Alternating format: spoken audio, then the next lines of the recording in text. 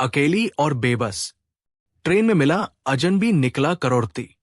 लेकिन कहानी में था बड़ा राज। दिल्ली जाने वाली रात की ट्रेन प्लेटफॉर्म पर आ चुकी थी। भीड़ धक्का दे रही थी। चाय वालों की आवाजें, बच्चों का रोना। लेकिन उस भीड़ के बीच एक औरत बिल्कुल शांत खड़ी थी। सफेद साड़ी, सूनी मांग, हाथ में एक पुराना बैग और आंखों में इतना दर्द कि कोई भी देखे तो ठहर जाए। उसका नाम था सावित्री।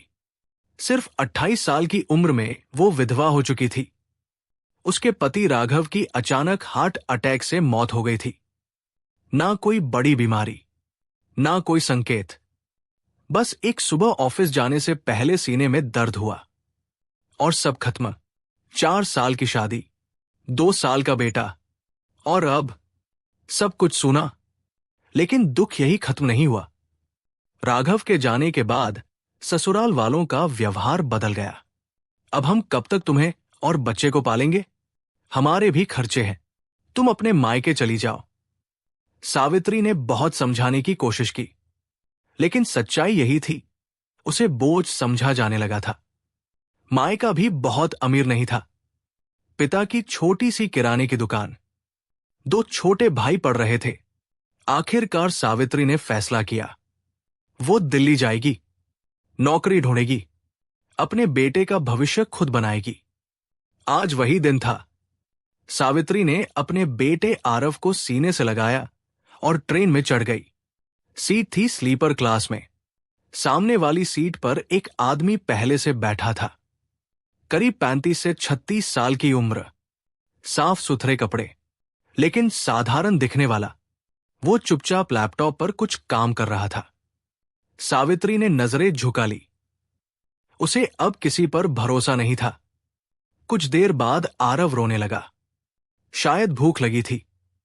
सावित्री ने बैग टटोला, लेकिन दूध की बोतल खाली थी। उसने घबराकर इधर उधर देखा। तभी सामने बैठे आदमी ने धीरे से कहा, अगर आप चाहें तो मेरे पास बच्चों वाला बिस्किट है, दे दीजिए उसे। सावित्री झिझकी। आज के समय में कौन किसी की मदद करता है बिना मतलब? नहीं, ठीक है, उसने धीरे से कहा। लेकिन आरव लगातार रो रहा था। आदमी ने पैकेट उसकी ओर बढ़ा दिया। मैं भी पिता हूं, समझ सकता हूं। यह सुनकर सावित्री ने पहली बार उसकी ओर देखा। उसकी आंखों में कोई अजीब सी सच्चाई थी। उसने बिस्किट ले लिया। आरव चुप हो गया। कुछ देर की चुप्पी के बाद आदमी ने पूछा, दिल्ली जा रही है? जी। वहां रहती है? नहीं, नौकरी ढूंढने जा रही हूं। उसने ज्यादा सवाल नहीं किए, बस इतना कहा, दिल्ली आसान शहर नहीं है, लेकिन हिम्मत हो तो सब मिल जाता है। सावित्री के होंठ कांप गए। हिम्मत तो अब रखनी ही पड़ेगी। आदमी ने गौर से देखा। अगर बुरा ना माने तो आप बहुत परेशान लग रही है। सावित्री की आंखें भर आई। कई दिनों का दबा हुआ दर्द जैसे बाहर आने को तैयार था। लेकिन उसने खुद को संभाल लिया। बस, जिंदगी बदल गई है। रात गहरी हो गई। सभी यात्री सो गए। सावित्री जाग रही थी। उसे डर लग रहा था। अजनबी शहर, अजनबी लोग। अचानक ट्रेन जोर से झटकी। ऊपर वाली बर्थ से एक बैग गिरा और सावित्री के सिर से टकराया। वो चिल्लाई। सामने वाला आदमी तुरंत उठा। आप ठीक है? उसने पानी दिया। सावित्री के माथे से हल्का खून निकल आया था। उस आदमी ने अपने बैग से फर्स्ट एड निकाली। मैं डॉक्टर नहीं हूं, लेकिन बेसिक ट्रीटमेंट कर सकता हूं। उसने सावधानी से पट्टी बांधी। सावित्री ने पहली बार महसूस किया, शायद दुनिया में अभी भी अच्छे लोग हैं। सुबह ट्रेन दिल्ली पहुंचने वाली थी। आदमी ने अपना बैग बंद किया। वैसे मेरा नाम आर्यन है। सावित्री, दिल्ली में कहाँ रुकेंगी? सावित्री चुप हो गई। सच तो यह था कि उसने कोई इंतजाम नहीं किया था, बस उम्मीद के भरोसे निकल पड़ी थी। आर्यन समझ गया, अगर आप चाहे तो मेरी कंपनी में रिसेप्शन की नौकरी खाली है, इंटरव्यू दिलवा सकता हूं। सावित्री चौंक गई। आप क्या करते हैं? आर्यन हल्का सा मुस्कुराया। बस, एक छोटी सी कंपनी है मेरी। ट्रेन रुकी, भीड़ उमड़ पड़ी। सावित्री का दिल तेज धड़क रहा था। वो उतरते समय लड़खड़ा गई। आर्यन ने बच्चे को संभाल लिया। आराम से। स्टेशन के बाहर एक बड़ी काली कार खड़ी थी। ड्राइवर दौड़ कर आया। सर, गाड़ी तैयार है। सावित्री चौंक गई। सर। ड्राइवर ने सम्मान से दरवाजा खोला। आर्यन मेहता सर। सावित्री के हाथ कांप गए। उसने मोबाइल पर जल्दी से नाम सर्च किया। स्क्रीन पर जो आया उसे देखकर उसकी सांस रुक गई। आर्यन मेहता, देश के टॉप युवा उद्योगपतियों में से एक, कई कंपनियों के मालिक, करोड़ों की संपत्ति। उसने ट्रेन में अपने सामने बैठे साधारण इंसान को फिर से देखा। वो सच में करोड़पति था, लेकिन उसने ये बात छुपाई क्यों? आर्यन ने उसकी आंखों का सवाल पढ़ लिया। हां, मैं वही हूं। लेकिन अगर ट्रेन में बताता तो आप शायद मुझसे खुलकर बात नहीं करती। सावित्री चुप थी। उसे समझ नहीं आ रहा था, ये सब किस्मत है या कोई खेल? चलिए, पहले आपको सुरक्षित जगह छोड़ देता हूं, फिर नौकरी की बात करेंगे। सावित्री ने झिझकते हुए कार में कदम रखा। उसे नहीं पता था यह सफर उसकी जिंदगी को किस मोड़ पर ले जाने वाला है, लेकिन उसे यह भी नहीं पता था आर्यन के दिल में एक ऐसा राज छुपा है जो उसके अतीत से जुड़ा हुआ है, और वो राज सामने आया तो उसकी पूरी दुनिया फिर से हिल जाएगी। दिल्ली की सड़कों पर कार तेजी से दौड़ रही थी। सावित्री खिड़की के बाहर देख रही थी। ऊंची ऊंची इमारतें, भीड़, ट्रैफिक। दिल में डर भी था और एक अजीब सी उम्मीद भी। आर्यन सामने की सीट पर शांत बैठा था, लेकिन उसके चेहरे पर भी एक हल्की गंभीरता थी, जैसे वो किसी बात को कहने के लिए सही समय का इंतजार कर रहा हो। कार एक बड़े लेकिन सादगी भरे अपार्टमेंट के सामने रुकी। ये मेरी कंपनी का गेस्ट हाउस है, आर्यन ने कहा। यहां आप और आपका बेटा कुछ दिन आराम से रह सकते हैं, जब तक नौकरी और रहने का इंतजाम न हो जाए। सावित्री हिचकिचाई। मैं किसी पर बोझ नहीं बनना चाहती, आर्यन ने धीरे से कहा। कभी कभी मदद लेना कमजोरी नहीं, हिम्मत होती है। उसकी आवाज में बनावटीपन नहीं था। सावित्री ने सिर हिला दिया। कमरे में पहुंचकर जब सावित्री अकेली हुई तो उसका मन बेचैन हो उठा। इतना बड़ा आदमी मेरी मदद क्यों कर रहा है? ट्रेन में मिला, नौकरी ऑफर की, रहने का इंतजाम किया। क्या यह सब सिर्फ इंसानियत है या इसके पीछे कुछ और? उसने आर्यन का नाम फिर से इंटरनेट पर देखा। Aryan Mehta, Mehta group of industries के मालिक। और तभी उसकी नजर एक पुरानी खबर पर पड़ी। उसकी सांस अटक गई। 3 साल पुरानी न्यूज थी। मेहता ग्रुप की नई टेक कंपनी में पार्टनरशिप डील। फोटो में आर्यन के साथ एक और आदमी खड़ा था। सावित्री का दिल जोर से धड़कने लगा। वो चेहरा, वो मुस्कान, वो राघव था, उसका पति। मोबाइल उसके हाथ से गिरते गिरते बचा। राघव और आर्यन साथ में। उसने खबर पढ़ी। राघव कभी एक टेक प्रोजेक्ट पर काम करता था और मेहता ग्रुप ने उसमें निवेश किया था, लेकिन यह बात राघव ने कभी घर पर नहीं बताई। क्यों? शाम को आर्यन गेस्ट हाउस में आया। सब ठीक है? सावित्री ने मोबाइल उसकी तरफ बढ़ा दिया। आप मेरे पति को जानते थे? कमरे में सन्नाटा छा गया। आर्यन की आंखें कुछ पल के लिए झुक गई। फिर उसने गहरी सांस ली। हां, जानता था। सावित्री की आंखों में गुस्सा भर आया। तो ट्रेन में क्यों नहीं बताया? क्योंकि मैं चाहता था आप मुझे बिना किसी अतीत के देखें। आप और राघव के बीच क्या रिश्ता था? आर्यन ने धीरे धीरे बोलना शुरू किया। 3 साल पहले राघव मेरी कंपनी में प्रोजेक्ट हेड था। बहुत ईमानदार, बहुत होनहार। सावित्री की आंखें नम हो गई। कंपनी में एक बड़ा आर्थिक घोटाला हुआ। क्या? किसी ने करोड़ों रुपए का डेटा और फंड गड़बड़ किया, और शक राघव पर गया। सावित्री का शरीर कांप गया। ये झूठ है, राघव ऐसा कभी नहीं कर सकता।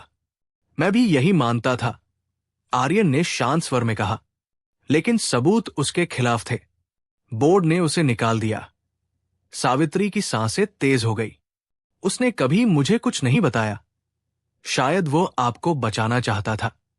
लेकिन आर्यन रुका। लेकिन क्या? मुझे बाद में पता चला, असली गुनहगार कोई और था। सावित्री ने अविश्वास से देखा। कौन? मेरा ही चचेरा भाई विक्रम। कमरे की हवा जैसे जम गई। विक्रम कंपनी का डायरेक्टर था। उसे पैसों की जरूरत थी। उसने सिस्टम हैक करके राघव के आईडी से ट्रांजैक्शन किए। तो आपने राघव को वापस क्यों नहीं बुलाया? आर्यन की आवाज भारी हो गई। जब तक मैं सच्चाई तक पहुंचा, तब तक राघव कंपनी छोड़ चुका था। उसका नंबर बंद था। और कुछ ही महीनों बाद उसकी मौत की खबर मिली। सावित्री की आंखों से आंसू बहने लगे। आप कहना क्या चाहते हैं? मैं कहना चाहता हूं, आपके पति निर्दोष थे। सावित्री फूट फूट कर रो पड़ी।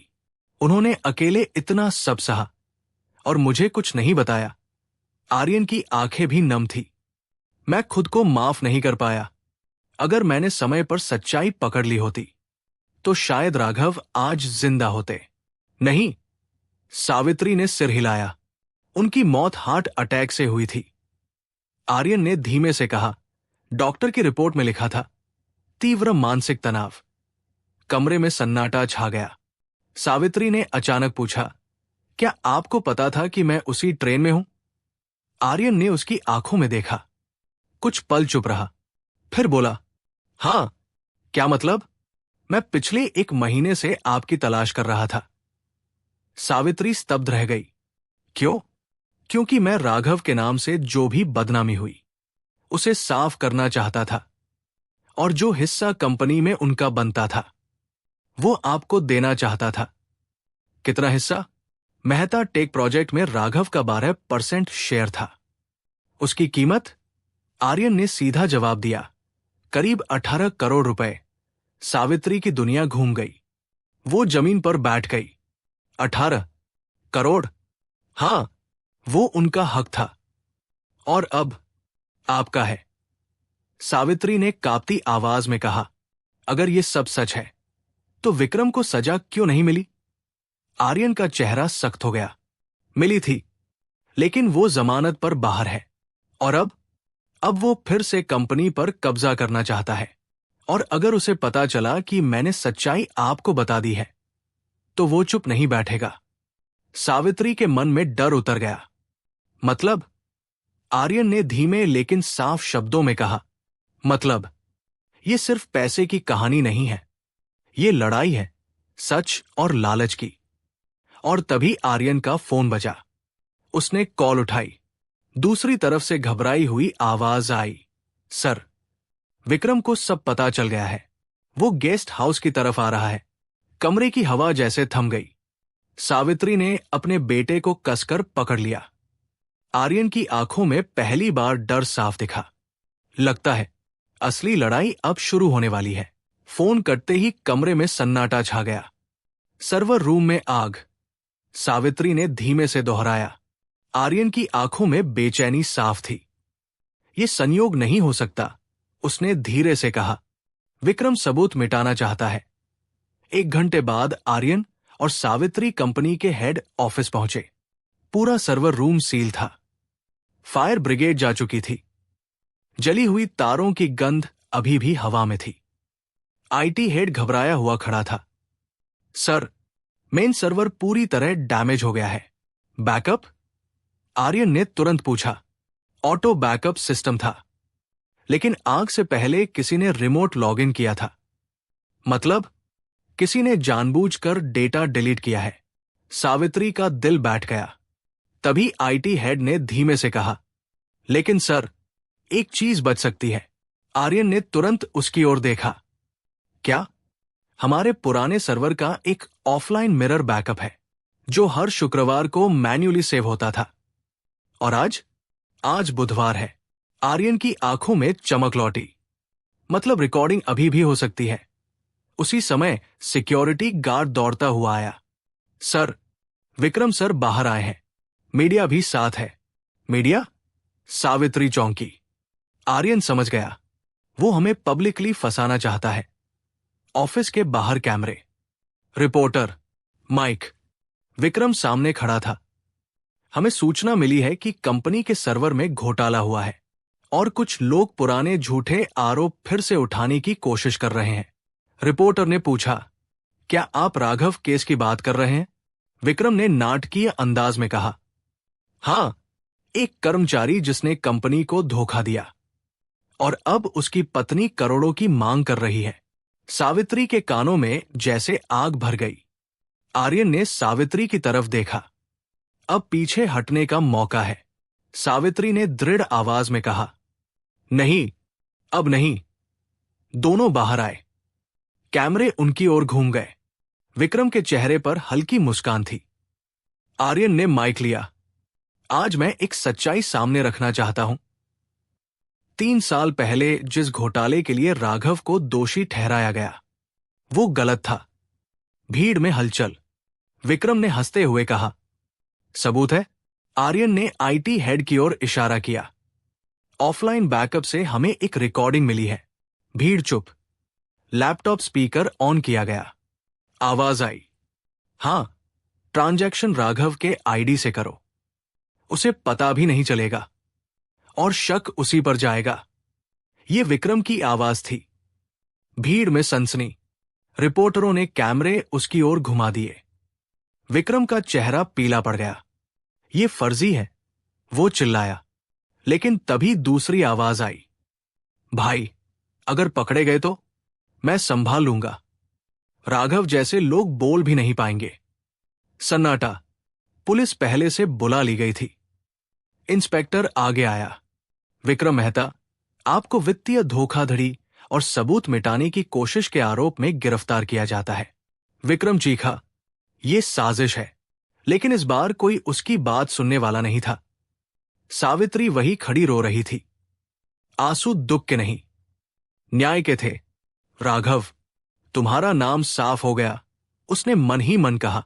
आर्यन उसके पास आया। आज तुम्हारे पति की इज्जत वापस मिल गई। कुछ दिन बाद कोर्ट में फैसला आया। राघव को आधिकारिक रूप से निर्दोष घोषित किया गया। कंपनी ने सार्वजनिक माफी मांगी। 18 करोड़ का हिस्सा सावित्री के नाम ट्रांसफर हुआ। लेकिन कहानी यही खत्म नहीं हुई। एक शाम गेस्ट हाउस की बालकनी में सावित्री ने आर्यन से कहा, मैं पैसे के लिए नहीं लड़ी थी, मैं इज्जत के लिए लड़ी थी। आर्यन मुस्कुराया, और तुम जीत गई। अब मैं अपने दम पर कुछ करना चाहती हूं। राघव के नाम से एक टेक ट्रेनिंग सेंटर खोलूंगी, जहां गरीब बच्चों को मुफ्त शिक्षा मिले। आर्यन ने गर्व से कहा, मैं तुम्हारे साथ हूं। सावित्री ने उसकी तरफ देखा। लेकिन एक बात साफ है, मैं किसी की जिम्मेदारी बनकर नहीं रहूंगी। आर्यन हल्का सा मुस्कुराया, मैं भी तुम्हें जिम्मेदारी नहीं, बराबरी समझता हूं। हवा में एक नई शुरुआत की खुशबू थी। कोर्ट का फैसला आए 1 महीना हो चुका था। राघव अब आधिकारिक रूप से निर्दोष था। समाचार चैनलों पर खबर चल चुकी थी। झूठे आरोप में फंसाया गया ईमानदार इंजीनियर। सावित्री ने सोचा था, अब सब ठीक हो जाएगा। लेकिन असली जिंदगी फिल्मों जैसी आसान नहीं होती। जब वो अपने शहर वापस गई, तो वही लोग जिन्होंने उसे बोझ कहा था, अब मुस्कुराकर मिलने लगे। ससुराल वाले भी बदल गए। बहू, हमें तो पहले से पता था राघव निर्दोष है।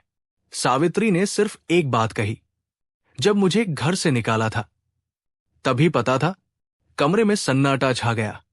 अब उसके चेहरे पर पहले वाली बेबसी नहीं थी, आंखों में आत्मसम्मान था। दिल्ली लौटकर सावित्री ने राघव के नाम से एक ट्रस्ट रजिस्टर कराया, राघव मेमोरियल टेक फाउंडेशन। मकसद था गरीब बच्चों को फ्री टेक्निकल ट्रेनिंग देना। आर्यन ने पूरा इंफ्रास्ट्रक्चर देने की पेशकश की, लेकिन सावित्री ने साफ कहा, मदद चाहिए, सहारा नहीं। आर्यन ने सम्मान से सिर हिलाया।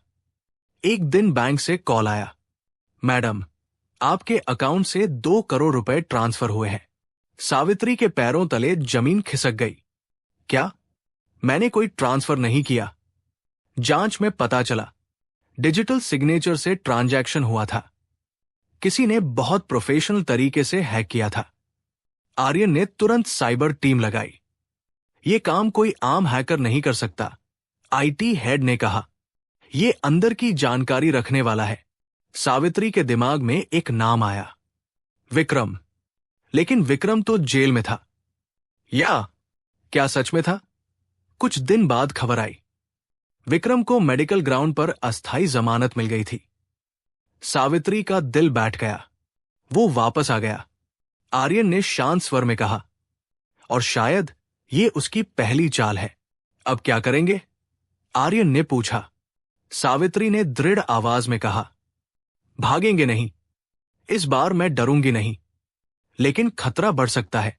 मैं पहले ही सब खो चुकी हूं। अब डरने के लिए कुछ नहीं बचा। साइबर टीम ने एक आईपी एड्रेस ट्रेस किया। लोकेशन दिल्ली का एक प्राइवेट बंगला। वो बंगला विक्रम के दोस्त का था। अब सब साफ था, लेकिन सबूत चाहिए था। सावित्री ने मीडिया में इंटरव्यू दिया। हम ट्रस्ट का विस्तार कर रहे हैं और जल्द ही 10 करोड़ का नया निवेश करेंगे। यह खबर जानबूझकर फैलवाई गई। आर्यन समझ गया, तुम उसे लालच में फंसा रही हो। सावित्री मुस्कुराई। लालच ही उसकी कमजोरी है। 2 दिन बाद फिर ट्रांजैक्शन की कोशिश हुई, लेकिन इस बार अकाउंट में ट्रैपिंग सिस्टम था। आईपी लाइव ट्रैक हो रहा था। पुलिस पहले से तैयार थी। और उसी रात विक्रम रंगे हाथों पकड़ा गया।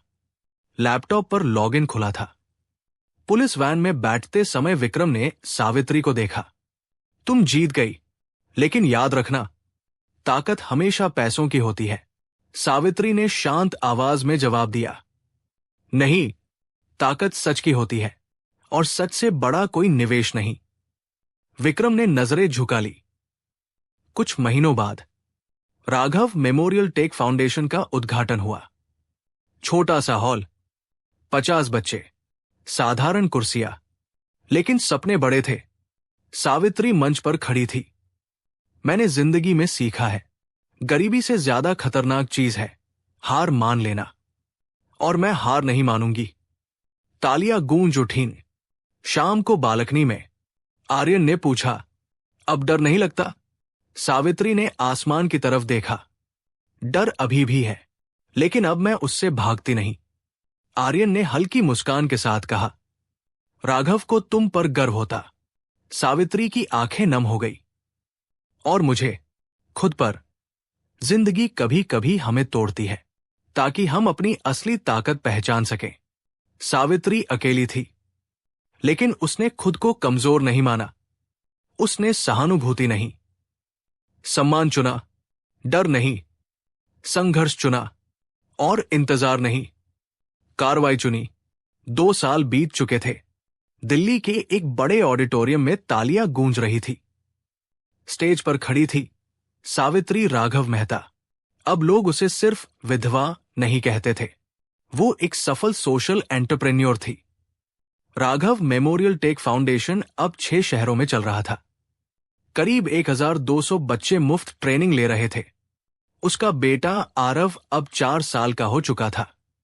शरारती, लेकिन समझदार। आज उसे नेशनल वीमेन लीडरशिप अवार्ड मिल रहा था। एंकर ने कहा, एक ऐसी महिला जिसने अन्याय के खिलाफ लड़कर न सिर्फ अपने पति का नाम साफ किया, बल्कि हजारों बच्चों का भविष्य भी बनाया। तालियां फिर गूंज उठीं। सावित्री ने ट्रॉफी ली, माइक पकड़ा। मैंने जिंदगी में 2 चीजें सीखी है।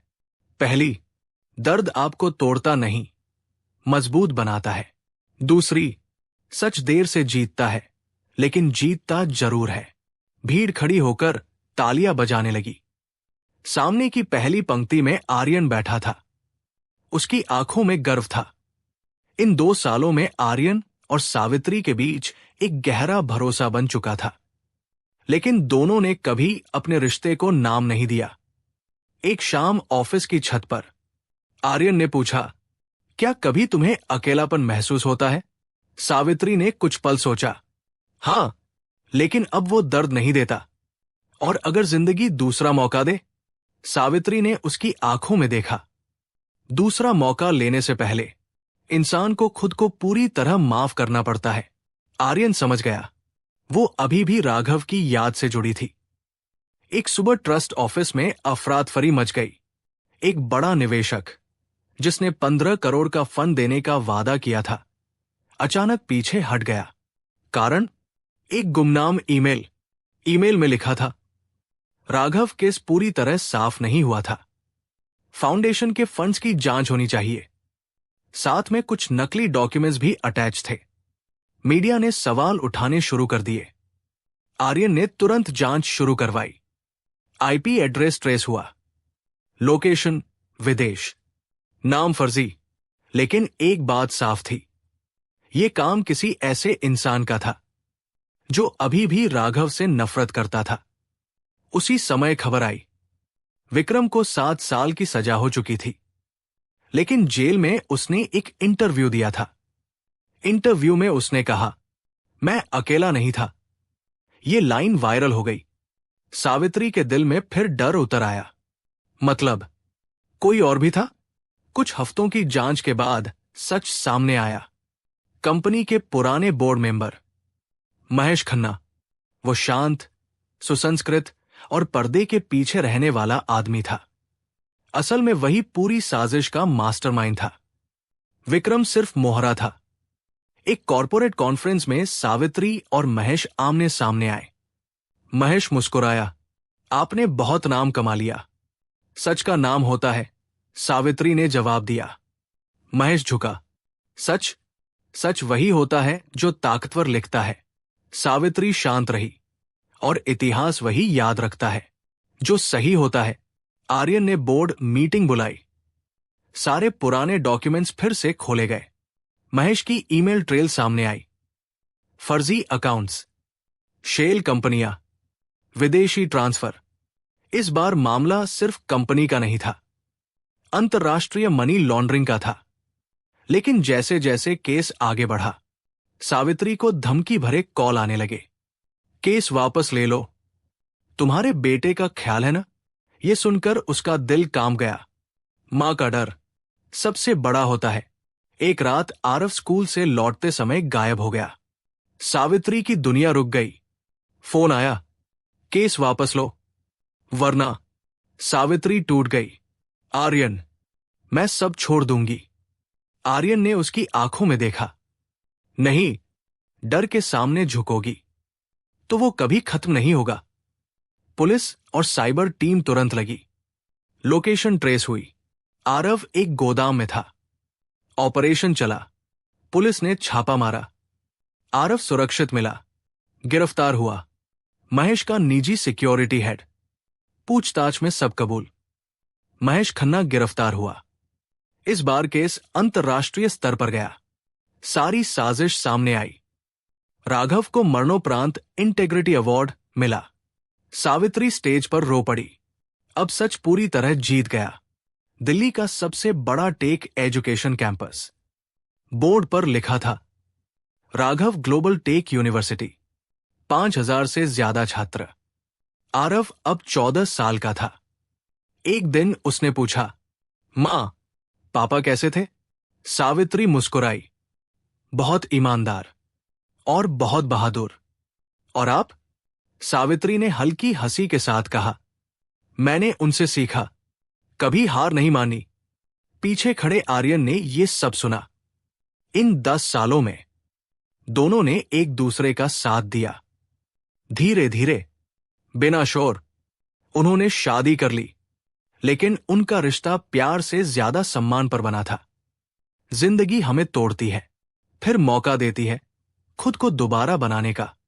सावित्री ने दुख को पहचान बनाया, अन्याय को आंदोलन बनाया और अकेलेपन को ताकत बनाया। कहानी खत्म नहीं हुई, क्योंकि सच और हिम्मत की कहानियां कभी खत्म नहीं होती।